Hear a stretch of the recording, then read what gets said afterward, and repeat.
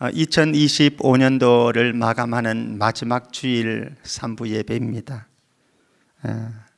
한 해 동안 애 많이 있으셨고요.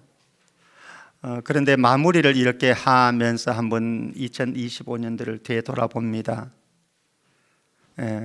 실수도 많았고 실패도 많았고, 그리고 후회를 남기지 않으려고 애를 무진장 썼겠지만, 그러나 이 실패라고 하는 것, 실수라고 하는 것, 후회라고 하는 것은 마치 그림자와 같아서 떨쳐버릴 수가 없었던 것 같습니다.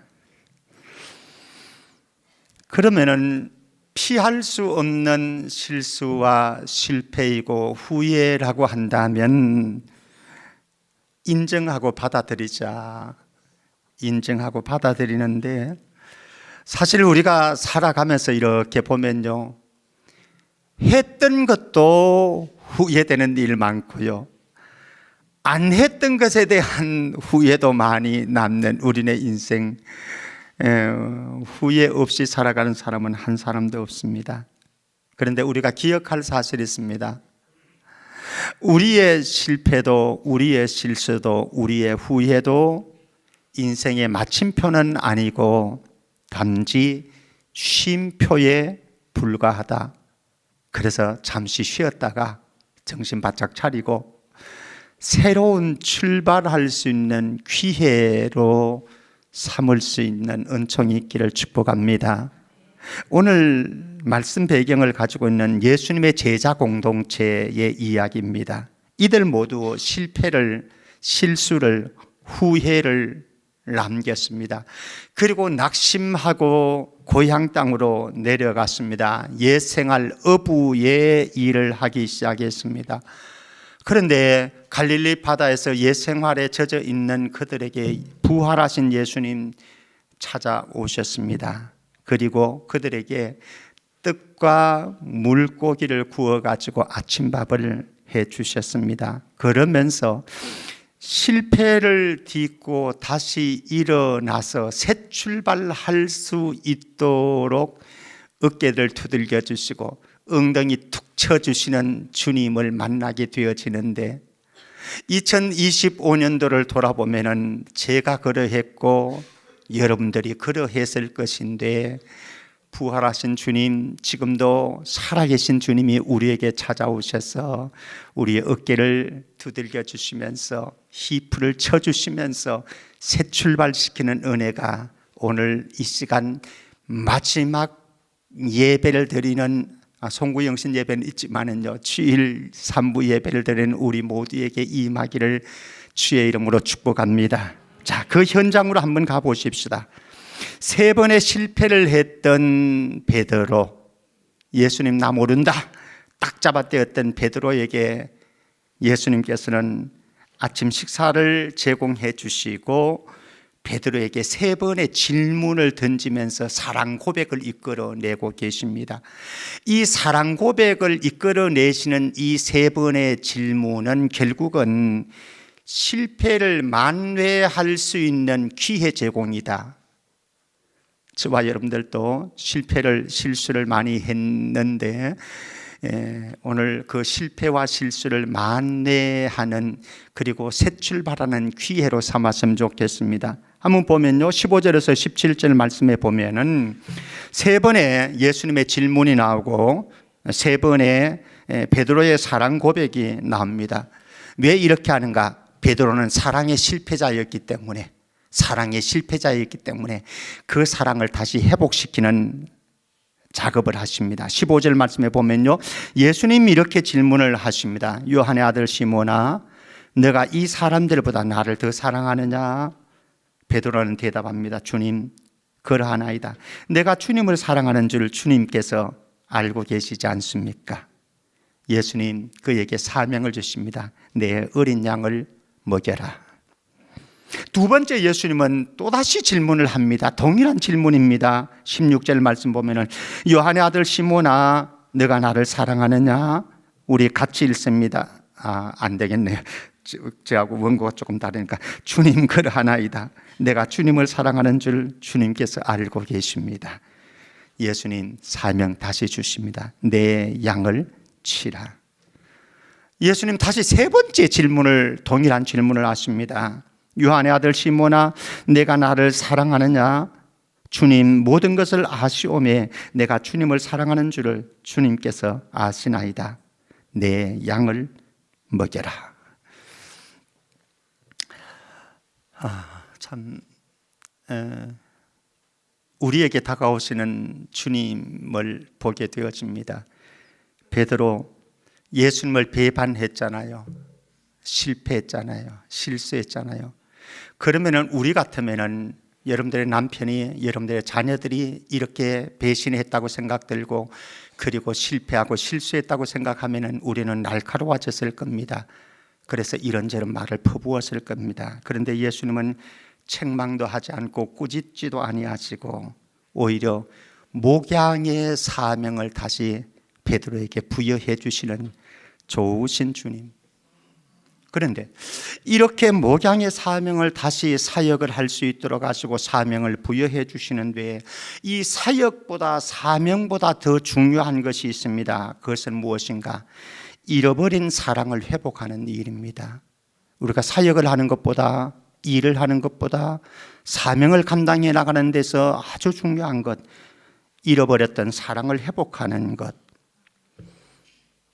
주님을, 보내신 주님을, 일을 맡기신 주님을 사랑하는 마음, 그리고 돌보고 목양할 수 있도록 맡겨준 양떼들을 사랑하는 마음, 이게 없으면 일도 사명도 필요가 없는 거죠. 한 해 동안 여러분들은 주님을 얼마나 사랑하셨나요? 주님이 나에게 보내준 사람들을 얼마나 사랑하셨나요? 생각해 보면은 내가 부모님에게 해드렸던 사랑 부족하고요. 내가 사랑하는 자녀들에게 사랑한다고 했지만 내 방식의 사랑이었고요. 내가 남편을, 아내를 사랑한다고 했지만 그것도 왠지 부족함이 느껴지고요. 그리고 우리가 함께 주의 사명을 맡은 동력자들로 사랑하는 지체가 되었지만은 지체들에게 더 사랑하지 못했던 아쉬움도, 미련도, 후회도 남는 것이 오늘 이 자리인 것 같습니다. 사랑하는 우리 모든 믿음의 권속들이요, 주님을 향한 사랑 다시 회복하고 주님이 나에게 허락하셨던 모든 사람들 다시 사랑하기로 다짐할 수 있는 축복의 시간 되어지기를 바랍니다. 자, 베드로, 그를 다시 한번 만나보십시다. 그는 호언장담을 했습니다. 얼마 전에 정말 호언장담을 당당하게 큰 소리 쳤습니다마는 예수님께서는 실패를 예고해 주셨습니다. 이것을 보게 되어지면은요, 저는 장담하기에는 이른 인생이다. 김병태 목사가 여러분들이 우리의 인생을, 우리의 마음을, 우리의 인생 여정길들을 장담하기에는 이른 인생이다. 한번 가보십시다. 예수님은 얼마 전에 제자들에게 내가 죽을 것이다, 그러나 다시 살아날 것에 대해서, 죽음과 부활에 대해서 3번이나 예고를 해 주셨습니다. 그때 베드로는 호언장담을 했어요. 뭐라고요? 절대로 그런 일 일어나지 않습니다. 만약에 그런 일이 일어나면은 제가 내 목숨 내걸고 예수님 선생님 지켜드리겠습니다. 걱정하지 마십시오. 호언장담을 했습니다. 그런데 예수님은 베드로가 실패할 것을 아십니다. 그래서 예고를 해 주십니다. 요한복음 13장 38절 같이 읽습니다. 요한복음 13장 38절 시작.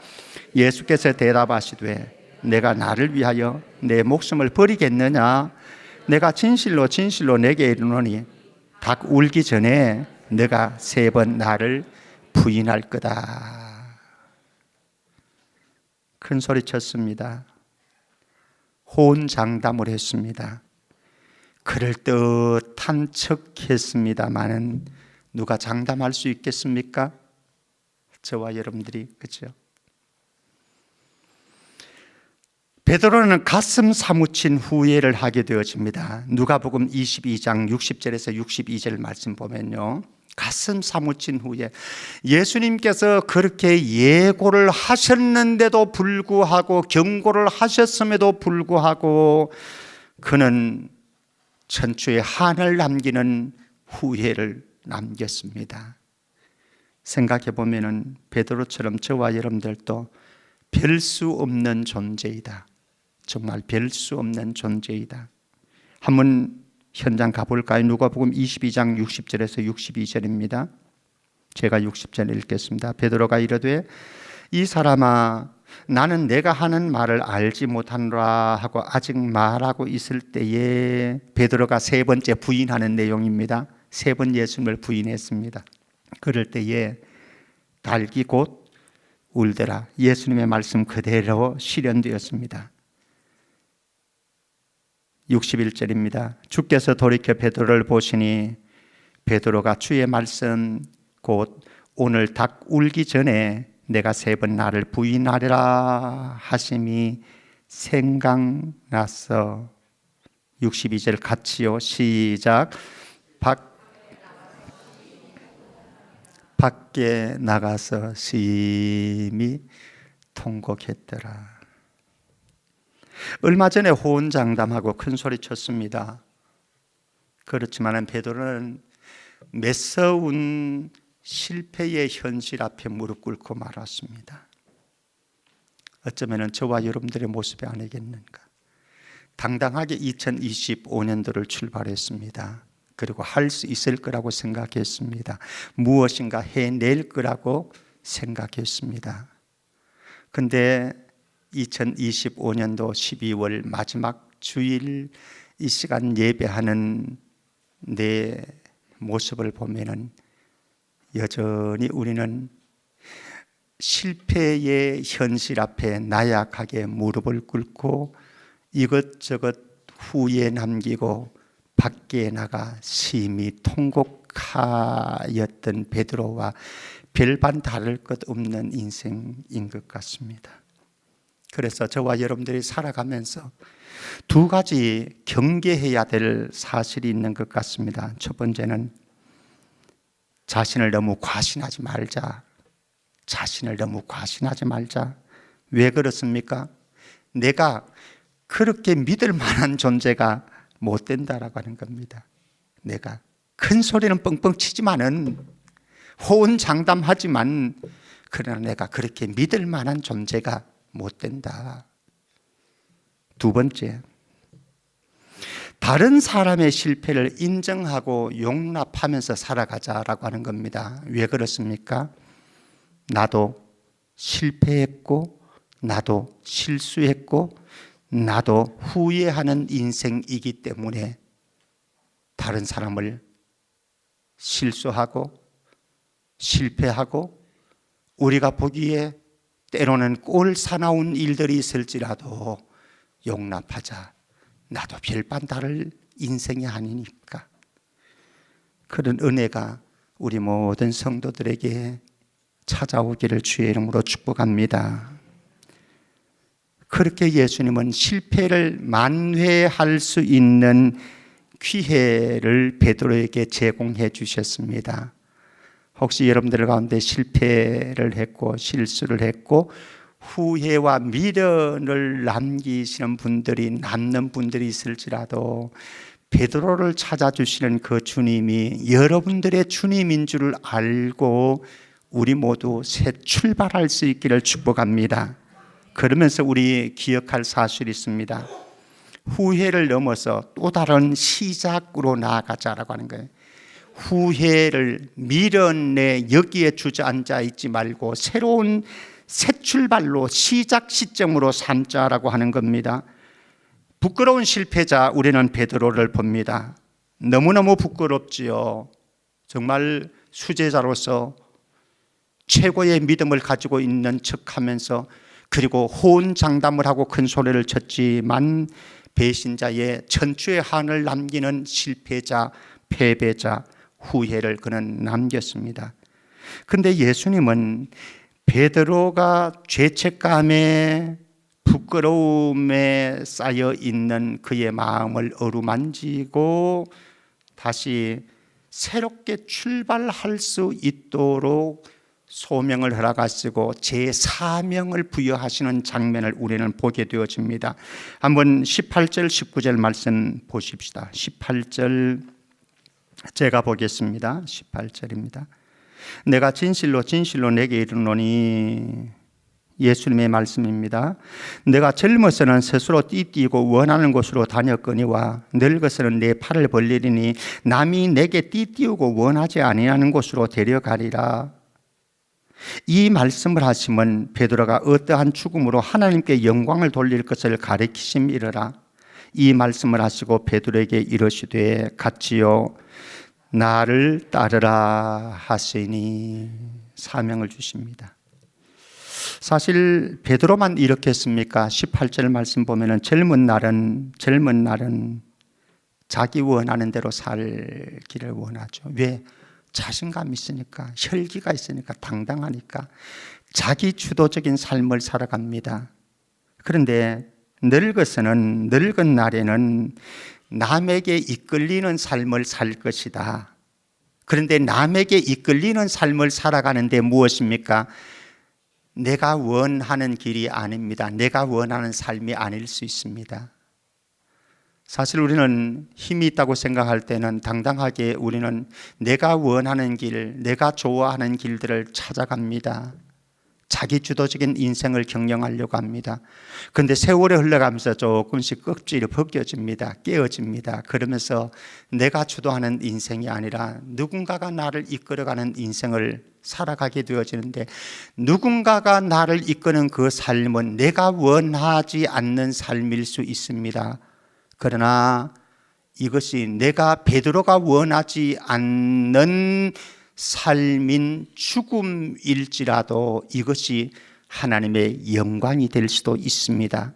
우리는 생각할 때에 하나님의 영광이라고 그러면은 좋은 일들이 이루어졌고 승리가 이루어졌고 거창한 일들의 결과를 낳았을 때에 이게 하나님의 영광이다라고 생각할 수 있지만, 순교가 십자가의 죽음이 하나님의 영광이 될 수도 있다라고 하는, 실질적으로 베드로는 야사에 의하면은 네로 황제의 핍박 때에 순교를 당하게 되어지는데, 그냥 이렇게 순교를, 십자가에 이렇게 순교를 당하는 것이 너무너무 부끄러웠어요. 예수님을 3번이나 부인하고 저주하면서 배신했던 자신의 부끄러운 그 자아상 때문에 나는 이렇게 십자가에서 순교할 자격도 없는 존재이다. 그러니 나를 거꾸로 십자가에서, 제가 보여줄 수 없어서 죄송합니다만은 화면이 보여줄 수 있으면 좋겠는데요만은 베드로는 거꾸로 매달려 가지고 순교했다. 그런데요, 그 부끄럽고 수치스러운 죽음이 하나님의 영광이 된 줄로 믿습니다. 저와 여러분들도 그렇습니다. 때로는 저와 여러분들의 주의 일들을 하면서도, 우리의 인생을 살아가면서도 내가 원하는 길을, 내 주도적인 그런 삶을 살기 위해서 애써 노력했습니다마는 우리가 내 안에 있는 자신감이 빠지고 깨어지고 넘어지는 실수를 거듭하면서 우리는 이제는 주님 나를 이끌어 주셔야만 내 인생이 걸어갈 수가 있습니다. 주님 나를 이끌어 주십시오. 근데 주님 이끄는 삶이요, 다 우리가 생각하는 영광의 길이 아닐 수도 있습니다. 그것이 순교의 길일 수도 있고 고난의 길일 수도 있고 실패의 길일 수도 있지만 그것이 하나님의 영광임을 믿을 수 있기를 축복합니다. 더 아름답고 복된 삶은 무엇일까? 라고 생각했을 때에 실패는 더 아름답고 복된 삶이 아닌 것 같습니다. 후회와 미련은 절대로 더 아름답고 복된 삶이 아닌 것 같지만, 더 중요한 것은 실패하더라도, 실수할지라도, 미련과 허물을, 후회를 남길지라도 거기에 주저앉아 있지 아니하고 거기에서 다시 일어나서 주님이 주시는 새로운 사명을 부여잡고 출발할 수만 있다고 한다면 후회스러운 인생을 살았을지라도, 미련이 남는 인생을 살았을지라도 그것은 더 아름답고 복된 길인 줄 믿습니다. 그렇게 출발하십시다. 하나 더, 후회를 넘어 또 다른 시작으로 나아가는데요, 그 하나 가운데 하나는 20절에서 22절 말씀 보면은 질투를 넘어서 염려의 관계로 나아가자. 질투를 넘어서 염려의 관계로 나아가자. 베드로와 사도 요한, 그들은 필연적인 라이벌 관계였습니다. 경쟁자였습니다. 예수님의 제자일 때도 라이벌이었고요, 그리고 나중에 예루살렘 교회의 지도자가 되었어서도 라이벌 관계였습니다. 자, 베드로의 질문 한번 만나보십시다. 20절 21절 말씀 보면은요, 제가 읽어드려 볼게요. 베드로가 돌이켜 예수께서 사랑하시는 그 제자가 따르는 것을 보니, 사도 요한을 보았다라고 하는 겁니다. 쳐다보았더니 그는 만찬석에서 예수의 품에 의지하여 주님을 파는 자가 누굽니까? 라고 묻던 자더라. 이 사람이 바로 사도 요한이더라라고 하는 거예요. 베드로가 요한을 쳐다보면서, 요한이 가까이 있었던 것 같습니다. 요한을 쳐다보면서 예수님에게 물었습니다. 21절 말씀 보겠습니다. 이에 베드로가 그를 보고 예수께 여짜오되, 그 다음에 같이요, 시작.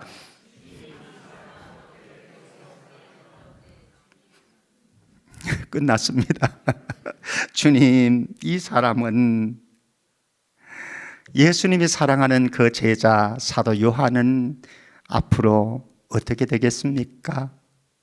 어쩌면 저와 여러분들의 모습 아닙니까?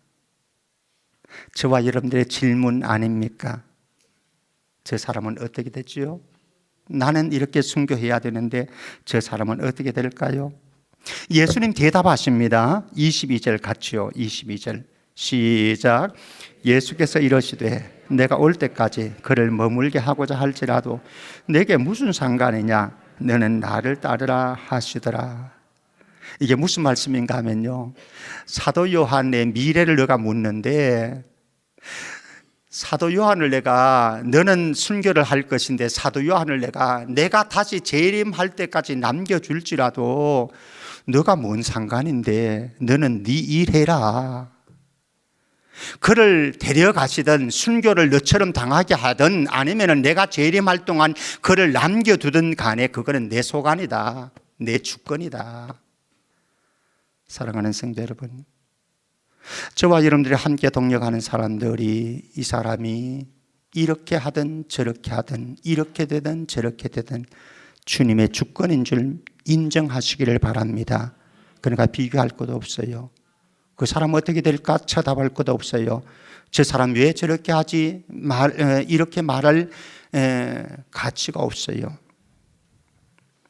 그러면서 저는 한번 묵상해 보았습니다. 만약에 내가 이 베드로의 자리라고 한다면 나는 어떠했을까? 내 마음은 어떤 마음으로, 저 사도 요한, 주님이 사랑하는 사도 요한은 앞으로 어떻게 될 겁니까? 라고 하는 이 마음이 어떤 마음이었을까를 한번 묵상을 해 보았습니다. 그런데 저 안에는 두 가지 마음이 공존하는 것을 저는 발견했습니다. 하나는 질투의 마음입니다. 이미 제가 말씀드렸습니다. 베드로와 사도 요한은 질투의 관계라고, 경쟁 관계라고요. 그래서 비교할 수 있는 거죠. 저와 여러분들이 끊임없이 넘어지고 실수하고 후회를 남기는 삶을 살아가는데, 그때마다 주님이 우리를 다 용납해 주시거든요. 그리고 우리를 품어주셨거든요. 그 은혜를 입은 사람, 긍휼을 입은 사람이 저와 여러분들입니다. 그럼에도 불구하고 우리의 삶의 현장 속에서는, 그런 사역의 현장 속에서는 우리가 저 사람과 나를 비교하고 그 속에서 자존심 상할 때도 있고 속 상할 때도 있고 상처받을 때도 있고, 그래서 신앙에 마이너스를 가져올 때가 수없이 많은데, 목사인 저에게도 그 마음은 없는 건 아니더라. 그러니 여러분들 마음속에 왜 그 마음이 없겠습니까? 그런데 저는 이 질투를 넘어서자라고 하는 말씀입니다. 그 다음에 이 베드로에게 또 다른 마음도 있는 것 같아요. 무슨 마음일까요? 지금 이 자리는요, 예수님을 부인했던 그 죄책감과 쓰라린 상처, 그리고 부끄러운 모습으로 지금 갈릴리 바다에 서 있습니다. 예수님이 찾아오셨어요. 그리고 그 부끄러운 모습, 죄책감, 스스로 생각해도 못난 이의 모습인데 예수님 그거 다 책망도 안 하시고 용납하시고 다 받아주시면서, 그러면서 새로운 사명 주시면서 내 양을 먹여라, 내 양을 치라 라고 하는 그 예수님 생각해 보니까, 내가 순교의 길을 간다고 할지라도 이게 주님의 영광이다, 하나님의 영광이다 라고 하는 것이 이제는 인정되고 받아들여질 수 있습니다.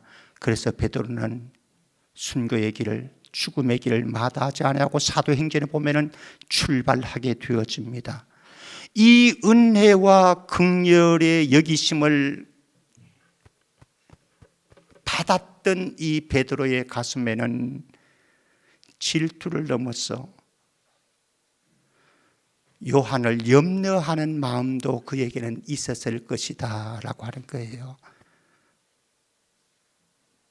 저도 가만히 생각해 보면요, 때때로는 질투의 감정도 속일 수가 없어요. 제 안에 있는 질투의 감정도.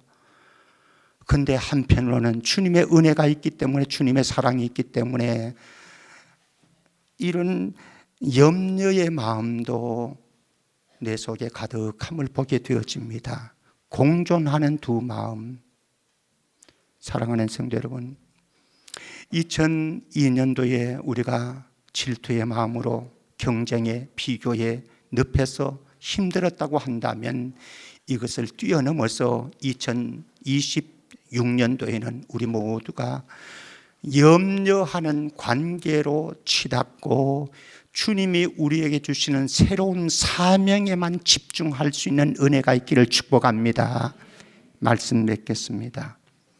새로운 기회를 주신 주님께 영광을 올렸으면 좋겠는데요, 2025년도를 돌아보니까 실수도, 실패도, 후회도, 미련도, 아쉬움도 많이 남습니다.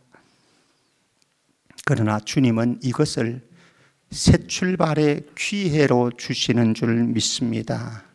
이제는 후회도, 미련도 떨쳐버리고 우리를 그저 용납하시고 받아주시고, 그리고 새로운 사명을 주신 주님만 바라보면서 나에게 주신 사명, 그것에 집중하며 달려가는데 사도행전 20장 24절 우리 모두의 고백이 되었으면 좋겠습니다. 사도행전 20장 24절 같이요, 시작. 주 예수께 받은 사명 곧 하나님의 은혜의 복음을 증언하는 일을 마치리 하면은 나의 생명정 조금도 귀한 것으로 여기지 아니하노라. 아멘.